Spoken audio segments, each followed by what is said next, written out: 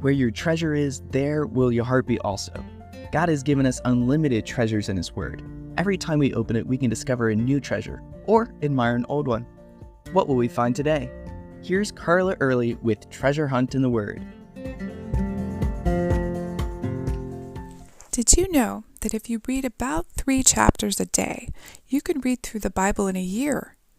If you've never done that, I encourage you to do it. Even if you start in the New Testament, or if you read from both the Old Testament and New Testament each day.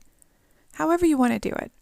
That's a great way to get a good overview of the Bible and get familiar with how God works throughout history. However, I'll have to say, every time I make that commitment and read the Bible through in a year, at some point I realize I'm just reading to be reading. So I also would like to study 1 or 2 verses and really dig deep into what they mean and how I can apply them to my life.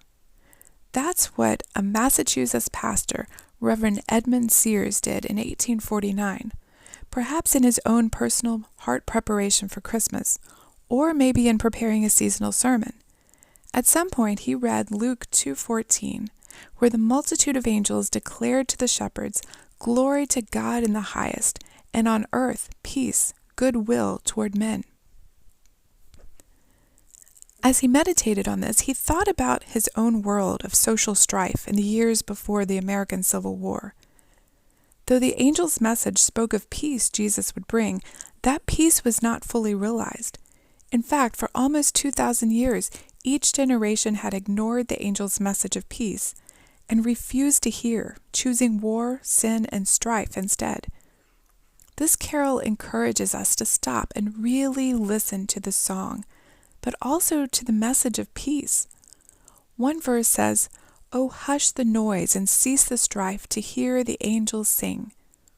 But the next verse speaks to the everyday person, not just those caught up in war and strife, but someone who has a heavy, crushing burden. The author and the singer invites us to lay down that burden and listen to the message of peace. It says, "Oh, rest beside the weary load and hear the angels sing." That peace they're singing about isn't for the whole world. It's specifically for those who believe in Jesus and what He's done for us. We can't have peace any other way. In John 14, Jesus tells His disciples, "Peace I leave with you. My peace I give you. Not as the world gives do I give to you." The last verse of the song jumps to the end times, what it calls the age of gold, when peace shall over all the earth its ancient splendors fling, and the whole world give back the song which now the angels sing. What a day that will be!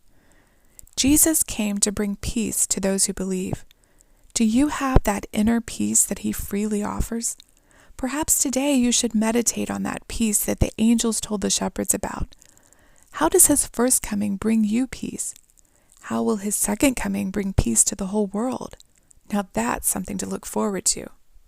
You can contact us at treasurehuntintheword@gmail.com. We'd love to hear the treasures God has given you through His Word. You can listen to other episodes on our website, which you can find in the description below. Thank you for listening, and remember, where your treasure is, there will your heart be also.